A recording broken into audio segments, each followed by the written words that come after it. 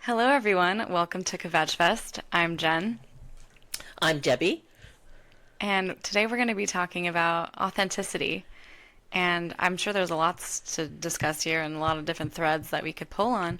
But I think we want to talk about how are we authentic to ourselves?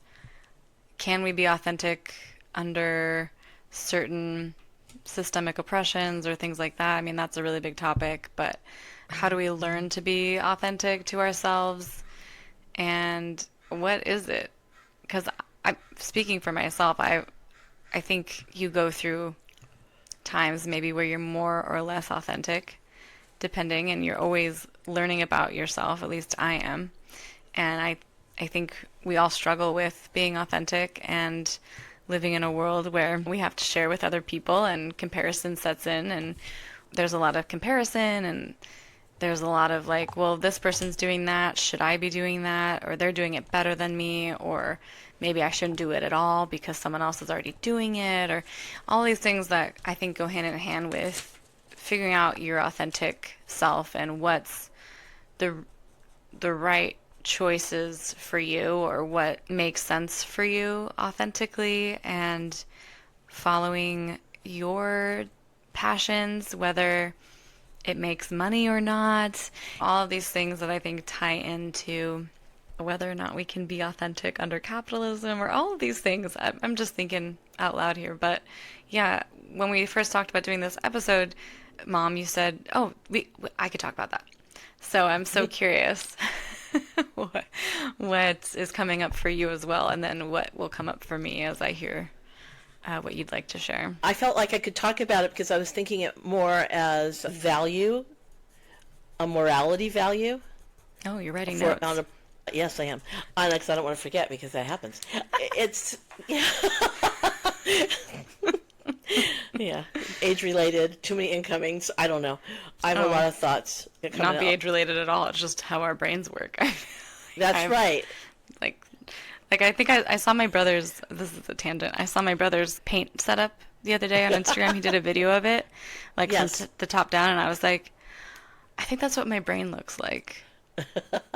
And that's good. I I think it is don't good. think, Yeah. yeah, I don't think we should pander or if you're actually diagnosed with ADD or ADHD, fine, that might be authentic to you. But Right. the idea that you can't have the idea that having many thoughts is negative, I think is not okay unless you're ruminating and they wind up taking over your life. But if you're Right. a person who has lots of thoughts, because I was thinking about this because you mentioned it before, I have lots of thoughts. I'm constantly thing I want to know, and I have lots of curiosity. I'm always thinking, and that's why Google is such a wonderful device now because you can satisfy that need Yeah. for information so quickly. But I've always had a lot of thoughts, and they usually are driven from outside of myself rather than internal struggles, Sure. honestly. But so the authentic part of me, which is curious, I think about in terms of the way I want to conduct myself as a person, and then as a person within what you were saying, certain societal structures, Right. and what does that look like? And then you also mentioned pressure of comparisons and all that.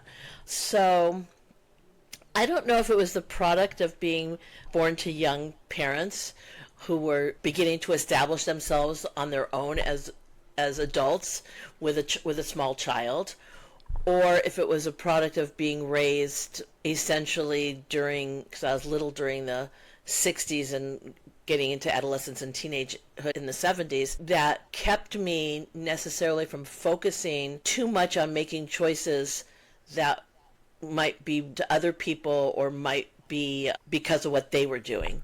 Certainly, I noticed as I was getting older that some people had more than I did, and some people lived in nicer houses than I did, Right. and had that kind of thing, and were living a more of a maybe affluent lifestyle than my parents were able to generate. But even still, that didn't sway me from what I thought was super important was being honest with myself, even to this day. Wow. Because like I drive a rather old car in what is normalized in the world. My car is 22 years old. Right. But I Remember? live, yes, I live and work very close. I live very close to where I used to work, and so my mileage is super low, Mm-hmm. and I don't find it necessary to, let's say, purchase a newer car because Mm-hmm. all my people who I hang with have newer cars. I Right. don't see that as a problem. Now, I have had a few people have said to me, well, have you ever thought about getting another car? Or my mechanic said, gee, your car looks good on the inside, which means it doesn't look all Oh. that great on the outside. But the paint is a little faded in parts, but it's not, it's mechanically sound. And it was just until recently that I started to feel like, am I projecting a sort of weird image now that I'm older with this older car? Where could Mm-hmm. I have gotten away with it when I was younger more than I do now? Mm-hmm. And essentially, I don't care. I've come up with the idea that I really don't care because Right. my feeling from what my authenticity is wrapped around using things up Okay. until they're not necessarily viable anymore. Okay. So you are What I into like the what is it being called now? Under consumption core, or just like there's a whole trend to always be buying stuff like right, storage containers for your fridge or restocking things, and but now right. people Oh, are it just looks like, wonderful. oh, it looks lovely. I don't know how functional it actually is. I think obviously I love Sure, being organized because I like to put things where they go and know that that's where it right, goes the next time. So I get sure, frustrated if I can't find things. But I think right, you're right. Like using things up and this kind of, yeah, like the planned obsolescence stuff is so real that we can't really do sure, that a lot with things anymore. But we right, don't have to buy as much stuff. You're right. Yeah, just right. using, like, the car is functional, it's working. You probably don't need to buy a new car. That was me knocking on wood. Sorry, knocking on wood. I know. That's how I felt when I paid off my car 3 months ago. I was like, okay. And then, Congratulations. well, Yeah. thank you so much. Yeah. Of course, the air conditioner I need to fix. So, Yes. There's always going that's to how be it goes. maintenance. That's the thing. So Yes. yeah. So I guess so. Going back to the underconsumption, or just for me, it's how can I explain this? The outward trappings of my life do not define the inner person that I am. Okay. And I have come to find out, living long enough, thankfully, that there are so many people that we judge based on what they surround themselves with, what they're wearing, and what they look like, that we often don't realize what people they really are as actual people until Right. we have the ability to meet them and talk with them. And we don't have the ability to meet and talk with that many people, Mm-hmm. right? So I think for me, I wrote down value and morality. I think my personal morality is to be as authentic as I can be, meaning that I'm going to be as true to myself and uncompromising Mm-hmm. to the my core value system. Right? I won't pander or try not to, because it's hard in this world. Try not to go against my serious feelings about certain aspects of life when Mm-hmm. making decisions and things if I can help it. Now it's Right. really hard these days because things are so like entangled with each other. So Absolutely. it's really hard to Mm-hmm. divest, which was a big word during the protests. It's really hard to divest yourself of certain things because they're all intermingled. Mm-hmm. Like just it's just hard to buy anything knowing that maybe that particular company is contributing funds to a campaign to a candidate you don't agree with, Mm-hmm. but they might also be doing it for the other side, so that makes me feel better, but I can't always control that which I don't know, and if I find out, I can choose to boycott. Sure. Yeah. Right. So I Because we think vote with our that dollars, right? I mean, that's, right, yeah. Mm-hmm. right, and even and I think we need to stop thinking that my $20 at, let's say, Walmart, which I don't shop at Walmart, but let's just say I was, To be and I clear, stopped. okay. To be clear, I don't shop at Walmart, but and maybe that's a passe thing, and maybe there's reasons why I should shop at Walmart, and I'll be happy to be educated on that. But I can decide even if I think my $20 doesn't make it's a nano amount of money compared to all the amount of money, but I have to live with what feels right for me.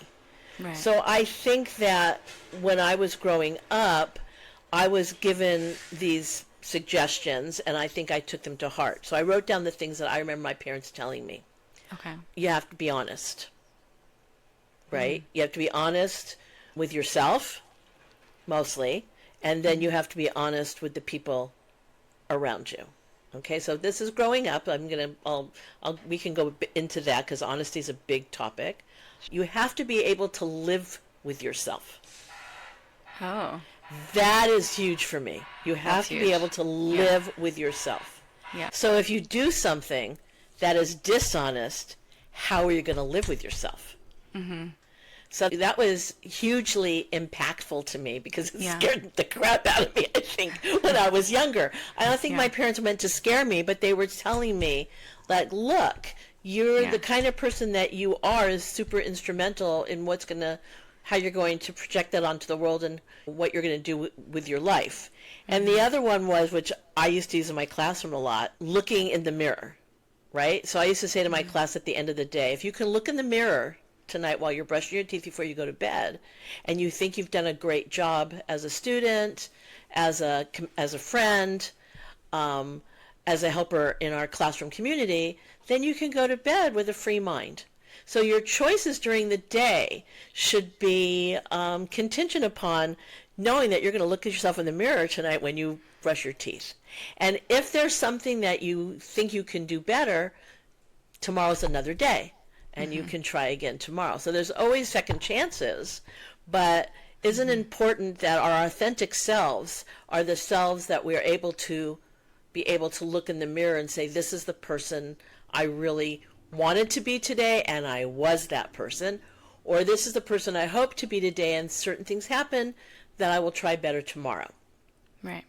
Right? So I tried to impart that particular thing. I think I probably also talked about honesty and all that in my classroom, but I probably talked a little bit about living with yourself, but I think looking at yourself in the mirror is a really important visual because you can turn your back on yourself in the mirror, but that's only pushing stuff under the carpet and not really dealing with who you really are. And I know that this sounds really surface because there's so much to being a human being that's just so weighted and so layered that you can't always be honest, even if you want to be. And there's reasons to be honest and reasons not to be honest. And you can't always be your highest self in life. But there should be something in your mind that allows you to understand that you are trying to be that higher person as more often than you're not. So to me, when we talk about authenticity, that is what's authentic. And then there's all the other stuff around you which challenges your authenticity. Absolutely. I want to talk about two things. One is that I have a hard time being authentic within friendships if I have hurt feelings or if I feel like I need to have a hard conversation because I sometimes just don't know how to navigate that, and then I just don't navigate it. I just walk away.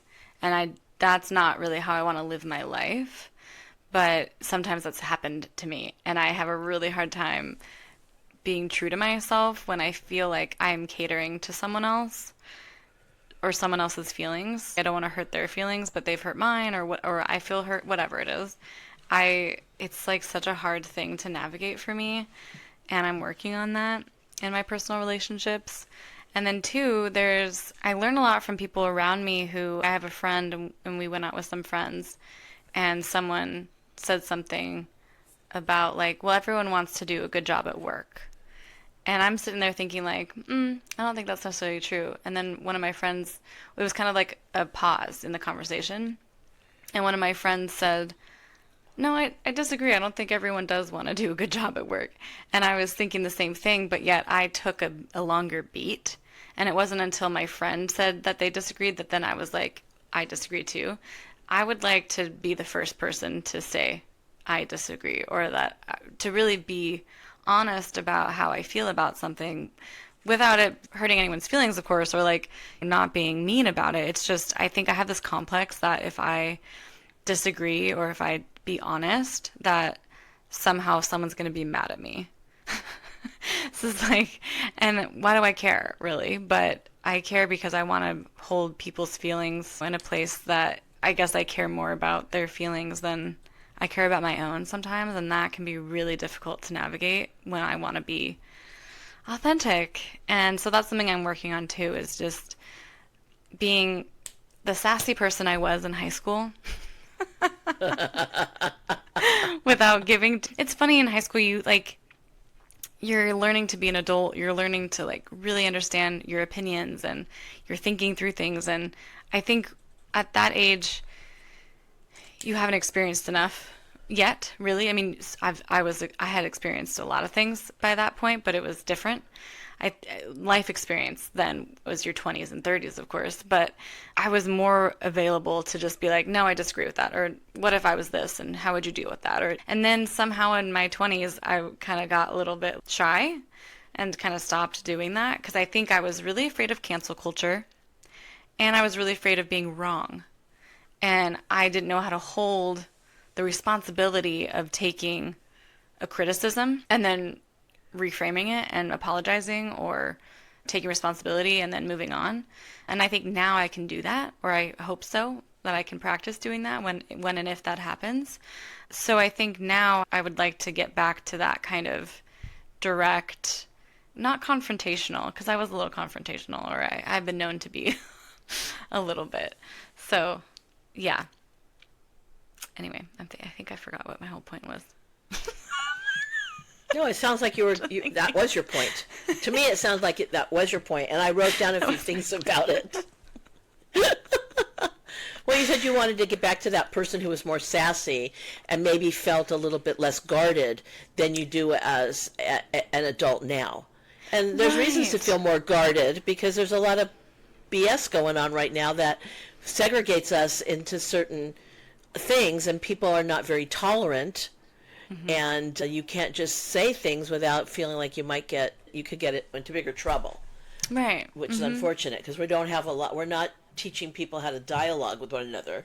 We're just talking about polarization rather than talking about, well, how can we figure out is there any, I remember saying to somebody once a long time ago, I'm trying to find the razor edge of some kind of agreement we can have. Mm-hmm. Let's try, whether it's a sliver, let's try to start there and see if we can move out, because people are so entrenched in their own ideas. I am too. Oh, yeah. We all are, and what we think is authentic to us is ideas, but that doesn't mean that the entire person is a bad person. And I know that it's being portrayed that way on social media right now. Like, if you vote for this person, you're no friend of mine. And I'm like, well, maybe we should try to find out why this person feels a need to vote for somebody you don't want to vote for, or to believe in some religious identity that you don't believe in, or what is the deal there, really? Because I remember I put my foot in my mouth quite often when I thought that people just believed what I believed, and come to find out that what they were saying they really believed in, and I thought it couldn't be possible. So now I'm much broader. I mean, those were in my younger years. I'm much broader. Which I think is so interesting, too, because I think people like us, we want to understand how someone could possibly want to take the rights away from people. Right. And I think sometimes that gets us in trouble, too, because we allow so much room for humanity that then we don't get the same humanity in return. Exactly. We're approaching the world with a large amount of empathy. Yeah. And we're not getting that amount of empathy back towards us.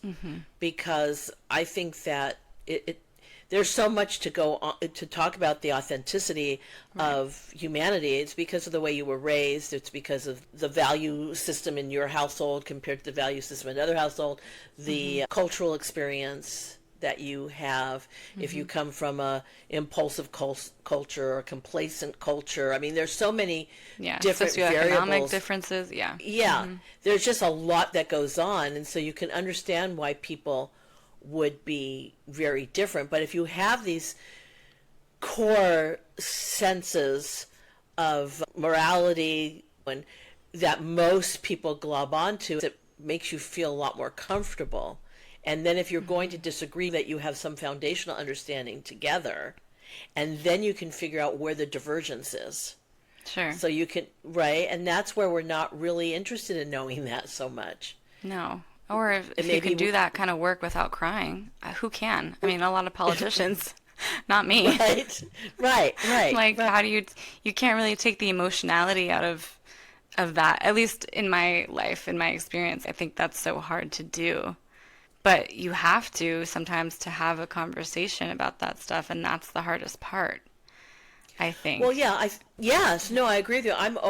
I admire people who have been able to explain themselves and state their cases and their philosophies more matter-of-factly, more empathetically, without the emotionality attached to it. And I think it's because, so I want to say a couple of things. First of all, you said that you're shy and that you don't feel as sassy, and I think that's fear. I think that's a basis of fear.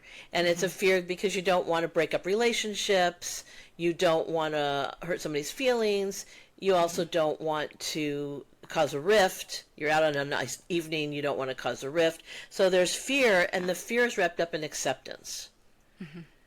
And you want to believe that people that are with you accept you.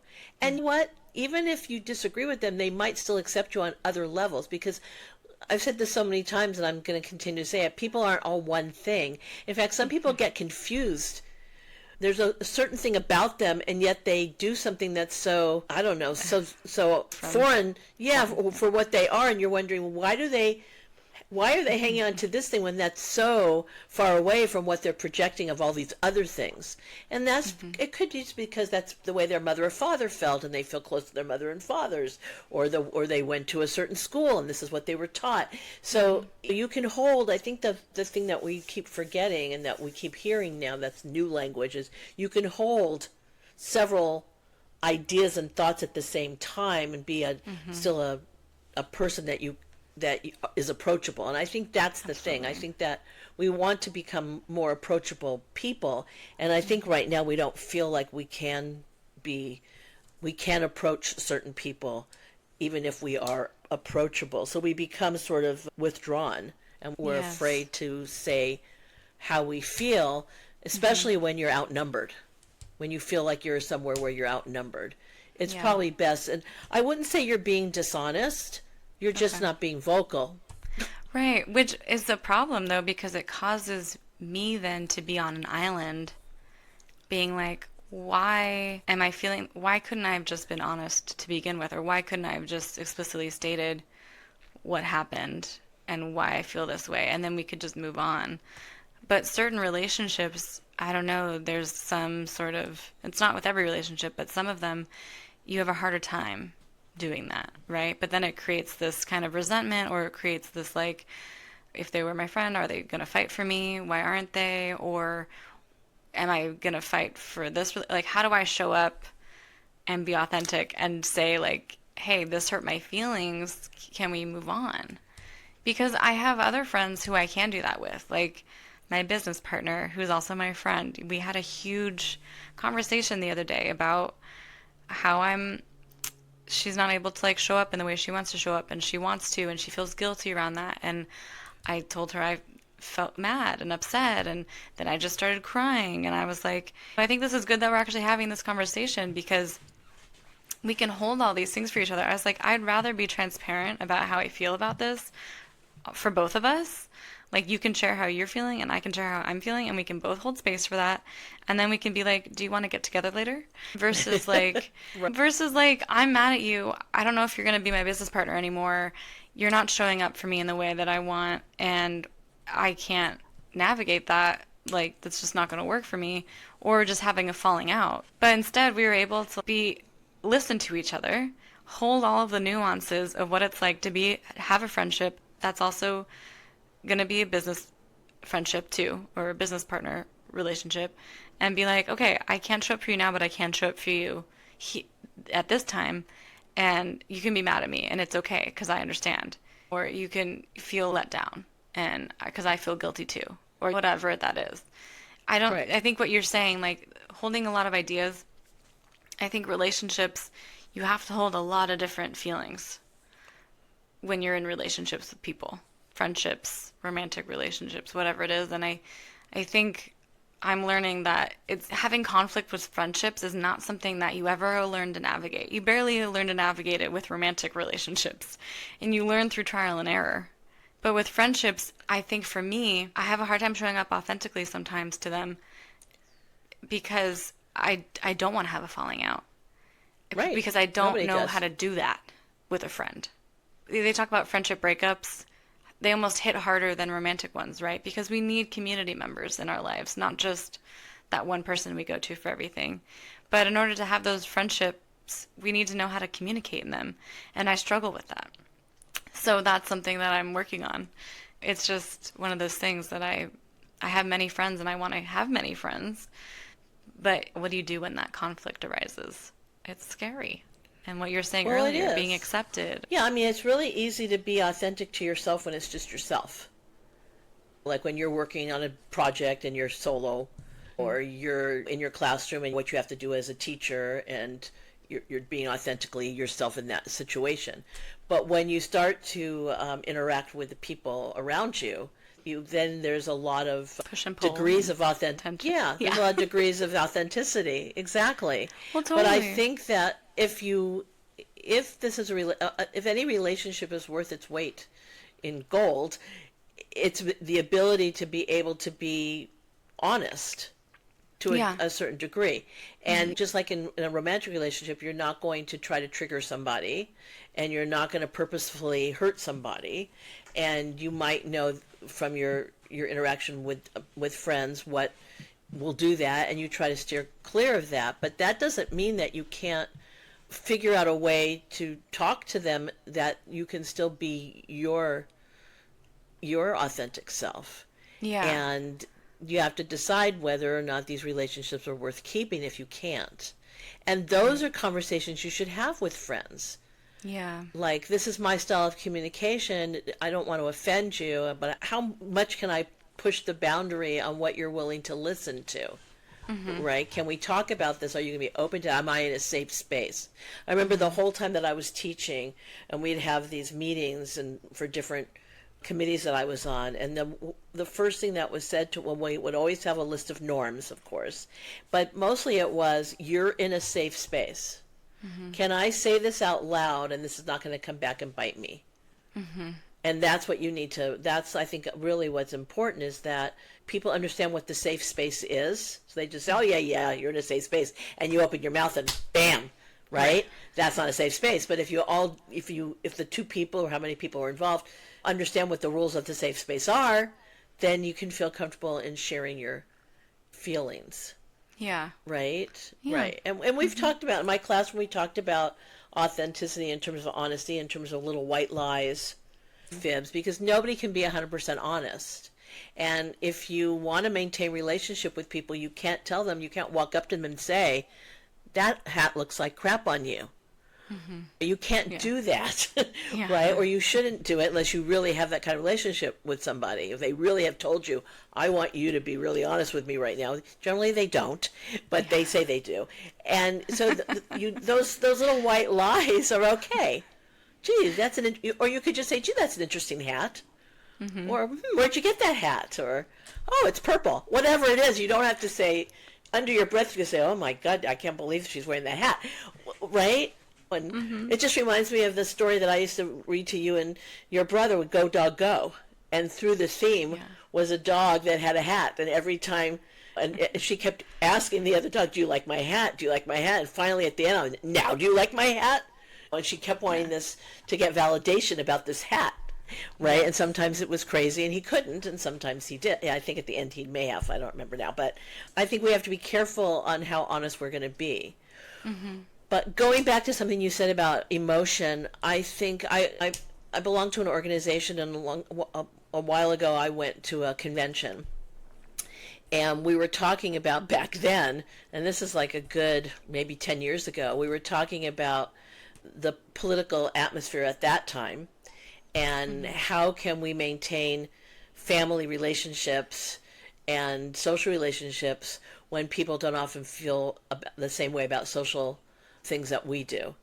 And we were being sort of coached into being able to tell our story and practicing a story and feeling really confident and competent with the story, so that when you do engage with a person who may be on the opposite side of you, you can tell your story so sort of gently and cogently and precise, Matter-of-factly, yeah. right, that they can disagree with you, but you won't feel harmed by that because your story is like a shield of armor, and you feel really confident in that story. And I've been around people who have very confident stories about religion and very confident stories about politics and very competent stories of whatever, the economy or social systems. And I'm like, wow, this is something they have practiced, they have studied, and they feel very strong about these things, but they don't hit you over the head necessarily with it, but they're going to tell you about it, and they're not going to waver from it unless you get into a dialogue and they're willing to now listen. So I don't know, it wasn't until I heard that I really thought about that too much, because honestly, most of my life I felt like people felt like I felt until I moved and realized they didn't, and I was in a different area with a whole different demographic, and I'm like, oh, they're not the same people I grew up with. These are not the same people that I'm dealing with, and they don't often feel the same way I do. And I sort of I did recess. I did. I think I may have said this to you, that I stopped talking. Right. I just listened and acted for self-preservation, but that wasn't who I was authentically.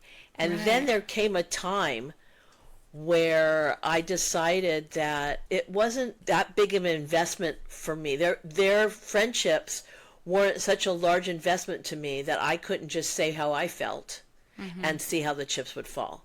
And if they didn't want to be around me, I would find other people that did. And if they did, then I was safe.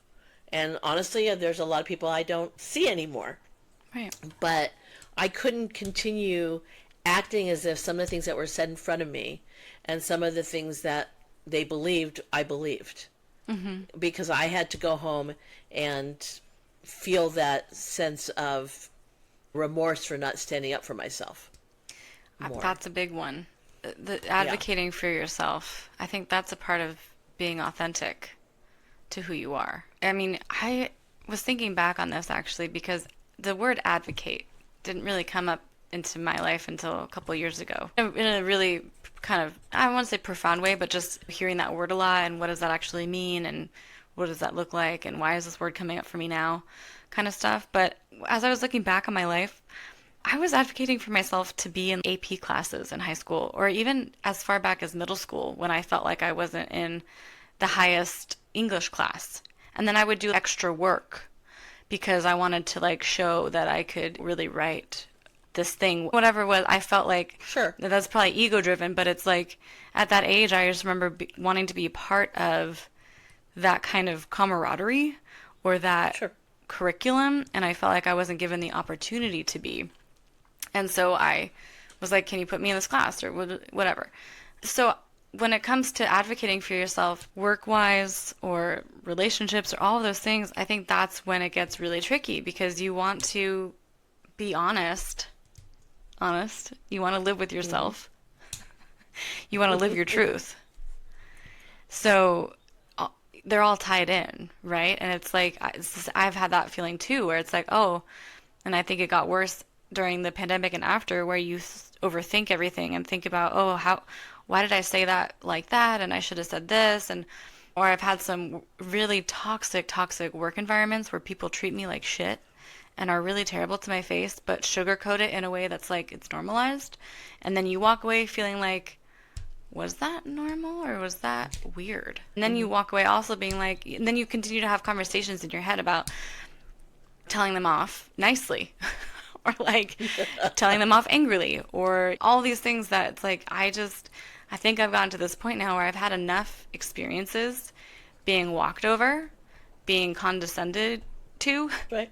Yeah, people treating me poorly in corporate work environments or on photo shoots or on film sets, whatever it is, that I'm just like, next time, next time is going to be the time that I stand up for myself and I don't care how I'm perceived. Because that's what's hurting me is the fear of one, missing connections or standing up for myself and then not being asked back. But why would I want to be asked back if I was already being hurt by this group of people? Two, being perceived that I'm angry or mad, or I guess that's the same thing, but that they're not a nice person, but when that person's treated me poorly. So all these things that I'm still afraid of when I want to advocate for myself. But then at the end of the day, I want to live with myself. And when I think back to those times of not advocating for myself, I squirm. It doesn't feel good, you know? Yes, I do know. It's So tough.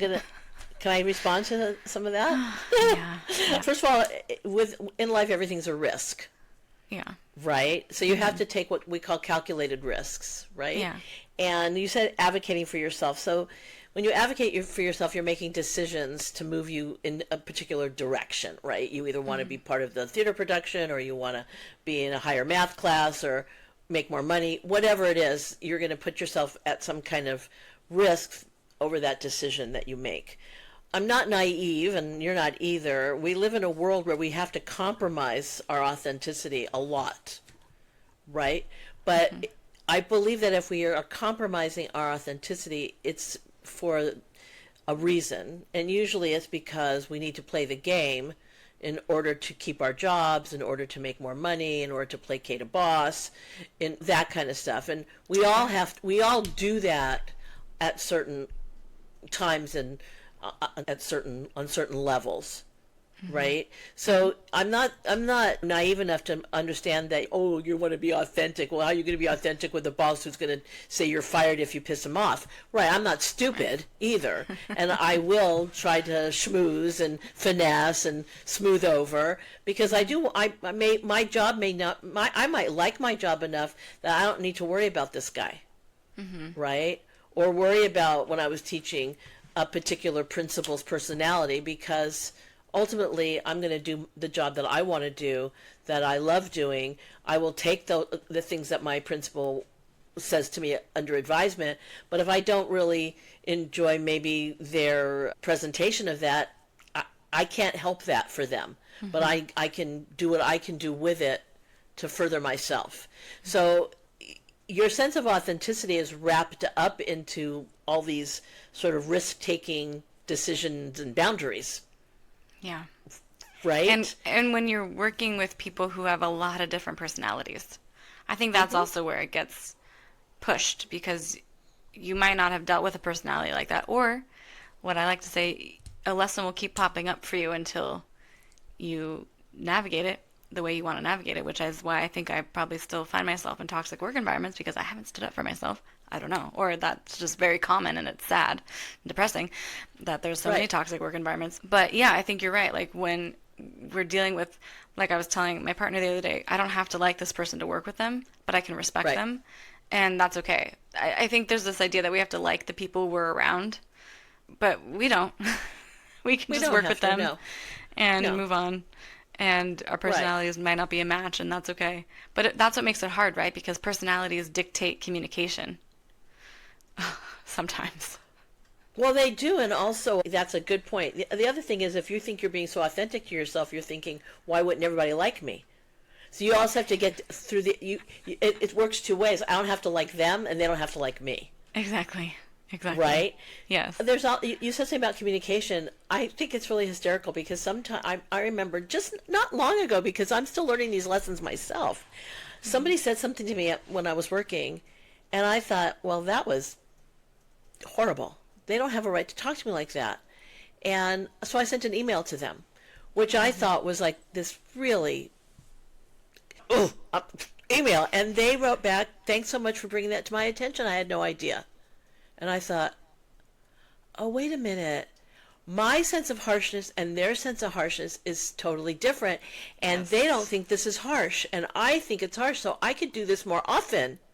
So sometimes I'm wondering if some work environments are toxic and they like it that way, and you just are toxic too, and then you just fit right in. Right. And that's how they keep the people they don't want Right, in out because no one wants to do right, it. It's right, like a clique. It's right. weird. So just it's a Yes. toxicity click, Yeah. It just right? But feeds I off each other. realize, I think because I'm an empath, and I know this because I took all those tests. I'm an empath, and so I expect other people to be empaths too. Me And too. when they just throw crap at me, and I'm like, and then I think I'm throwing crap back at them, and they don't realize that it's harsh. I'm like, oh, okay, there's more I can say here because they didn't even think I made it to the harsh level yet. Totally. Because sometimes I will ask, like I'll Yeah. have somebody else read the email. Was that harsh? No, that wasn't harsh. Yeah. Oh, you guys all have a different harsh level than I do. Right. Right? Yeah. So, yeah, so I think that sometimes being authentic maybe is playing the game. I know, which there's always a game to be played in Well, because society. I Yeah. think you have to know. I mean, I said you look at yourself in the mirror, make sure you did the best you could. Well, maybe the best you could that day was being sort of militant on the job, not Yeah. in a weapon way, but Yeah. standing up for yourself and barking back when somebody barks back at you. And Right. maybe that's their level of understanding that you respect yourself as much as maybe they actually do respect you. They just don't. They're not coming towards you in the way that you want them to. I know it's very Right. complicated. It's so complicated. And I think, Yeah. too, I think about this is something I thought about when I was in college. I remember being in my dorm room when I writing on blank pieces of paper, thinking, like, what would it look like to be kind of like go on a writer's retreat where you don't have access to the internet and you don't have access to a newspaper, things like that. And if you're just in a room with yourself, what does authenticity look like in that situation? Because even so, when we put ourselves in a room without outside information or influence, we're still a product of the culture we grew up in. We're still a product of the society we grew up in. So could we really ever strip away, and would we want to, strip away our thoughts and feelings in that context? Because I think for a long time I thought, oh, maybe that's the way to go. Like, if I just go away for a little bit, I can really be authentic. I can really I just use a typewriter and just write my feelings out and or get a record. You know what I mean? Right. And I think my brain likes to think like that because it seems easy. You know, Right. black and white, it's easy to think like that, right? It's Right. easy Sure. to think in a binary because it's Sure. just the easy path. But Right. really, Right. Right. you can't ever really strip away. I think you can get at the core of yourself, perhaps, through life experience and self-actualization and being able to have experiences and all of that. But it's so interesting to me because I think at the end of the day, I'm like, oh, but that sounds so nice to think about what I could be like without the influence of others. Or like think what I could be like without these slogans or these commercials or these cultural ideas. What could a person be like without all that? And is that authenticity? I don't know. That's interesting to me. It is interesting. Just for a little snippet of pop culture, I was watching a Sunday Morning, I think, with Winona Judd several years ago, and well, I hate this term. She struggles with her weight because that's a whole other why does anybody need to think about that? Because we have this Right. certain norm, and she's on one end of the bell curve and she hasn't made it to the center. But Right. and here she is, this multi-million-dollar successful singer, songwriter, a musician. I mean, come on, she has it all, right? In that sense. But she said she feels great about herself when she's at home. As soon as she walks out the front door, she realizes that there's people that are judging her, and now she feels very small and insecure. And so that's what you were kind of talking about, this fact that Yeah. if we weren't bombarded with all these quote unquote social norms and what it means to be whatever gender and what you should be wearing and how big or small or medium you should be or how tall or short or who should be with who, we would just be able to just be so free and liberated from that. Mm-hmm. Right? But you mentioned capitalism. Yes. Well, capitalism is predicated on comparison, right? And what I'm saying, it's which soap is better than which soap, and this car is better than this car, and so we're constantly buying the next the great illusion thing. of choice. It's the illusion of choice. I mean, that's what it is. Yeah. Right. So then it comes down to people as well. Yeah. I mean, I went to I don't think I may have mentioned this to your brother and sister-in-law, but we went to a pretty swank place for my birthday, and they brought me to this really nice high-end restaurant. And, and it was I know how to comport myself in a high-end restaurant. I'm proud of you. Thank you. And I dig that they take us to these really cool places because there's food that I haven't eaten before and all kinds of drinks, whatever. It's fun. It is fun. But I got up from the table to go into the ladies' room, and I was confronted by a pretty nice bevy of young women, all of a certain affluence level. And I'm going to say based on what they were wearing. Okay. Right? And I remember coming out of the stall to wash my hands and getting a very generalized looking over. Oh. Oh, yeah. And in that moment, I felt like, holy crap, I'm wearing like $40 shoes. I have a pair of pants on that I think I bought at Kohl's. I mean, I had a nice blouse on, but I wasn't carrying a $1,500 bag, and I didn't have on the what's his name with the Jimmy Choo shoe. I mean, I know what to look for because I know these things. I just don't purchase them, and I just felt like, oh, just like I was in high school, I don't really belong here. It was like, what are you doing here? Yeah, kind of feeling that's in that LA moment. Yeah. Yes. And then I left the room kind of snickering to myself and sat down because I also remember that I had a family member that I knew barely because I was teeny, and she would go out to the mail with a ripped house dress. And I remember them saying to her, "What do you can't go out like that?" And her response back was, "They know I got." So just because you might be wearing a ripped house dress doesn't mean you don't have money. I don't know that I agree or disagree with that whole scenario, but I would say that this is what we've come to in a capitalist society. It's what your surface looks like, and are you acceptable in certain areas of society, or obviously unacceptable. And obviously in that moment, first of all, I was older, and I wasn't apparently chic enough. I thought I looked pretty darn cute in my $40 Jessica Simpson shoes. I'm sure you did.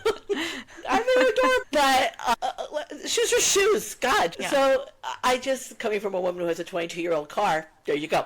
But I thought I looked cute, but I wasn't, $7,000 worth of cute. Sure. In my one outfit I was wearing for 3 hours at a restaurant. Right? So there is that, and that makes you falter a little bit in your feelings of authenticity. And that makes you wobble off of your pedestal that you created for yourself of authenticity. Totally. And that's a problem in our society in terms of who we are going to let in and who we're going to reject. Right. And nobody wants to be rejected, whether it's over your outward appearance or over your thought processes or over your belief systems. And yet there's a lot of rejection. So much rejection. Now. Yeah. Instead of community building. Right. And it's, my husband says to me, it's all about the economy. People vote for the economy. And I'm like, for one time in this world, can we just vote for social issues that are going to move our country forward and not back into the dark ages? Can we just think of whom we are helping or harming and not worry about the interest rate or the investment or the dividend or the stock option? Just one election cycle. Wouldn't that be great? Yeah. And someone's going to say, well, that's not authentic for me to vote for social issues. Okay. Right, exactly. I know exactly. I So don't care silly. about that. I don't care if that person gets what they want or doesn't get. That's not what I'm about. I'm about this one particular thing. Right. So being authentic is not as easy as it seems.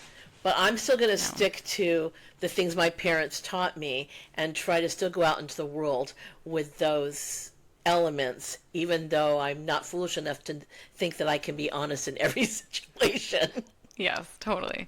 I if don't I really want to, remember you telling me survive. about those when I was a kid. Did you? Yes. Well, I think that, okay, so that's a good thing that you just said. I think that actions speak louder than words. Yeah, So I think you saw the I agree. way I conducted myself I did. and you understood, Yeah. okay, right? Yes. But I Hmm. do think I did say you have to live with yourself Hmm. and and Say you have that. to look at Yeah. yourself in the mirror. Especially when I Yeah. didn't do my homework. Yes, Right. when Well, you said that's what my that. mother's. I That's think what I you mentioned said. this in another Right. episode. My mother said to me, "Okay, don't do your homework, but you're going to have to face your teacher in the morning." I'm like, "Oh my God, that was so scary to me." I'm like, "I'm doing my homework. I'll do it 3 times. I don't care." Right. I'm not going to. I don't. What does she mean by that? What's going to happen to me? That's So what, yeah. So yeah. my mom could induce fear in a very kind of pragmatic way. I don't know. But yeah, so certainly I think that what we're dealing with right now in society is a huge amount of fear. Yeah. And yeah, unspoken fear and ridiculous rhetoric out there. And it's not easy at all to be a person right now in many ways, I don't think. For Slew of anybody, no challenges. matter what, yeah, it's hard. It all depends on where you are in the system, and that we were talking about the Yes. system before. And Hmm. the worse it is for you, the harder it is. Hmm. And the more privileged you are, it's less likely that you're being as harmed. Right. But yeah, it's Yeah. still not. Yeah, there's still a lot of people who are worried. And it when you start out making people other than yourself from many thousands of years ago, what do you expect's going to happen as the future unfurls? You have to tamp down that rhetoric, or you don't, and you continue the same fear of the other the whole time. Right. And how can people be authentic when they aren't given the opportunity to be given the liberties if they're seen as the other? And Right. how does that make the people who see them as the other benefit? I mean, it's a Right. false sense of security. It's a benefit of material objects, perhaps, Hmm. and obviously money. But and in this society that we live in, we need money. But in actuality, psychologically, it's not doing anybody any service. Yes. I agree. Is it, I mean, I know it's a privilege to be able to even talk about this kind of stuff, but like, is it a privilege to Hmm. be authentic? Probably because if you're on survival mode Yeah. and you are trying to get those things that will get you through the course of a day, you Yeah. don't get to be thinking about authenticity or self-actualization or self-realization I think that you're just trying to get from one day to another day. Yeah. And if you're not in that critical of a survival mode, but you're still trying to make ends meet and keep lights on Hmm. and pay rent, you still don't have a whole lot of time for that. So I think you're right. I think there's a privilege of having more of a stress-free life that Hmm. gives you more time to think about these deeper thoughts about yourself and humanity. Yeah, So I would absolutely. say yes. And being that I've been on both sides of the spectrum, Hmm. where I was very privileged and Hmm. then lost that privilege for a little bit and then regained some of that privilege. I've always been privileged because I'm white. Sure. Hmm. Okay. But I'm a woman, and so there's lack of privilege in some respects there. But what I'm Sure. saying is, in terms of privilege, we're mostly talking about money right now. Hmm. So I think my life was on a very high, wonderful, for us, affluent thing, and then we lost your dad, and that we sort of we lost that real high life for a while, and then we Hmm. started to creep back up and Hmm. build back up. And so I'm satisfied with where I am. I know I could have had much more buying power had I had two incomes. You're right. But I think because I already had been privileged, I was already able to have these concepts, Yeah. right? And continue those concepts even when we lost some stuff and regained, right? But if you're always at the bottom trying to Right. get up, or you're not even, or you're essentially underneath the middle, it's Yeah. really, I'm not saying that people don't have morality. I know that what I'm saying right now sounds like, oh, well, people don't have morality because they're poor. I'm not saying that. They do No. have morality, but Absolutely. their ability to take time out to think about all this on a deeper level may not be there because they're thinking about the more essential things to keep them going throughout the day, week, month, and year. Right. Does that Exactly. make sense? Yeah. I mean, it's just like this thing Or I is that read. but did I just say something that was privileged by saying that? I Well, don't no. know. I mean, I think there's. I mean, we all are human. I think we all have moments of self-actualization and thinking about who we are amidst tragedy, amidst living paycheck to paycheck, Poverty, right. poverty. I think that's a Right. very human thing. I don't think it's Right. gonna stop no matter your life circumstances necessarily. But I Right. think you're right in the sense that, yeah, like people who have higher incomes sleep better. I mean, duh. Right. Yeah. I hate Right. when people say money doesn't bring happiness because that's not true. No, $75,000 a year brings happiness. Yeah, Apparently. apparently, which with That's the inflation number, is now people. 100. Right. That was the study, Okay. wasn't it? That was, yeah, So, 75,000 was like 4 years ago, Mom. So now it's 100,000, okay. Well, at least for where okay, I live. okay. So, Right. Well, you just know, so and I think they were saying that if you, in order to qualify for a home, the average median home, you'd have to make $410,000 a year. yeah, So, okay, good on you if cool. that's what's happening. What job's gonna offer me that? Right. What teacher makes that? I mean, there's all these wonderful professions.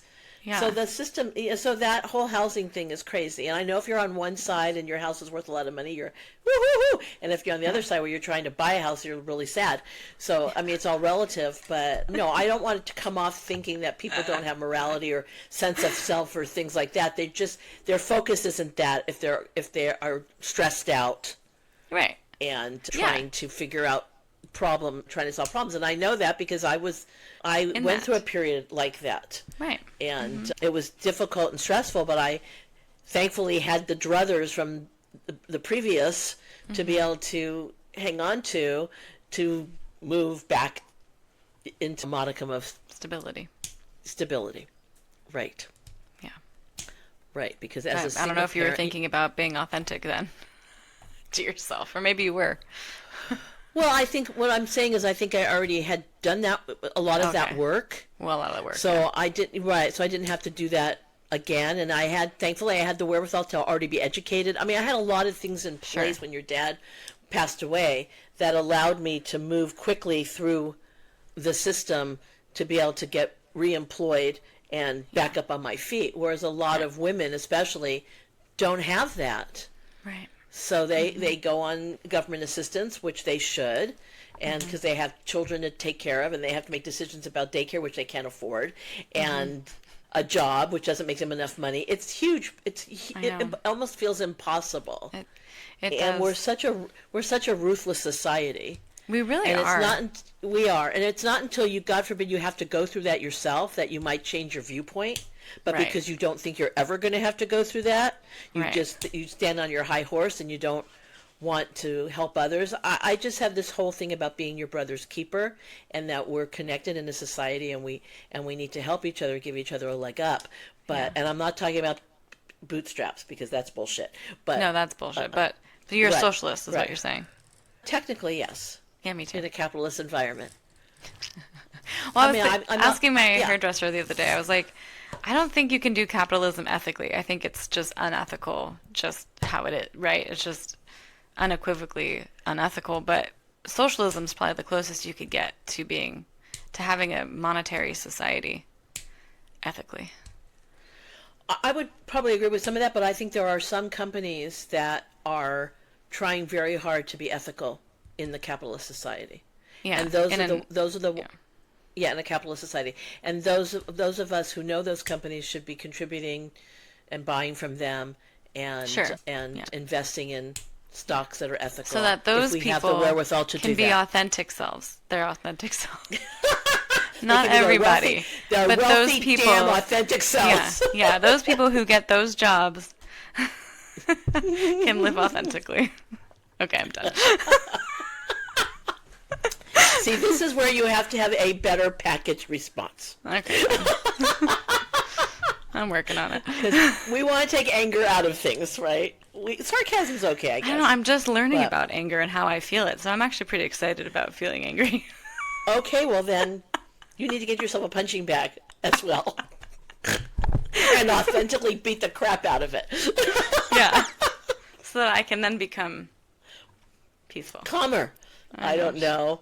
We need help with this because it's a lot. I might have to ruminate and in a good way, not in like a neurotic way, and marinate on the subject a little bit more, and we could maybe come back to it. Part two. But yeah, but I felt there was a time, and I don't want to bring up people's names, but there was a time when we had somebody in office not too long ago, the early 2000s, that I felt like I was hoping we were bringing about a more authentic society at that time. Uh-huh. And it just didn't quite, I don't know that we can deal with it. I don't know that we are really, somebody said the other day that America wasn't set up to be unified, but it should be set up to have a dialogue. I think you're right. I think, well, this is a whole other conversation. But I think It you're is. right. But if Yeah. we're the authentic United States that we would like to be, we would be open to ideas and have dialogue and not necessarily try for unification, but try to understand each other on many different levels so that Yeah. everybody could have something. Yes, but it can't be possible until collectively there's an apology about the atrocities that the U.S. did on indigenous folks and and slavery. I mean, you can't, Right. until you can't rectify those things, you can't change anything until you take responsibility for something. But it can never be rectified, but it can be addressed. Yes. And we're not willing to address it. And you said something really important. You said taking responsibility for yourself. So I think part of being authentic is absolutely taking responsibility for yourself. And until you can do that as an individual or as a society, it's very precarious. Agreed. Yeah, it's just shaky ground. Yeah. You can't build on shaky ground.